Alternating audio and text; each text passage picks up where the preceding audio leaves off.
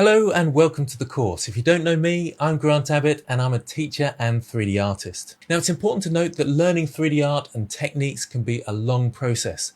And although this course is very thorough, it can take many years to produce the artwork you might be used to seeing in the AAA games or complex and detailed visual effects within films. And these games and films can take teams of people, sometimes years to complete. So this course, although relatively detailed, with great outcomes, is just an introduction, and at the end of each section I'll give you some guidance on how you can improve and build on the techniques in that area and some challenges to help you. Also on that note, it's important not to worry too much about failing with certain aspects or if your models and outcomes don't look quite right.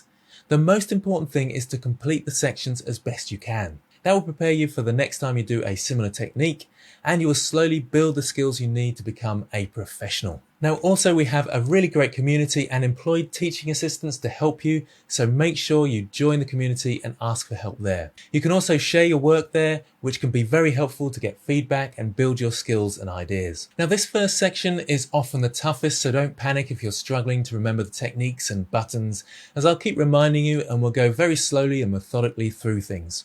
And be happy in the knowledge that you will get faster and better as you go through and things will become second nature in no time. In this first section, we'll learn about the interface with a few basic tasks and challenges. Then we'll build this fun lighthouse scene you can see behind me here. I've animated the camera here, which we won't be doing in this section, but we will be learning about animation later. So you can always come back to this project and render out your animation later on. So let's get started with your quest to learn Blender.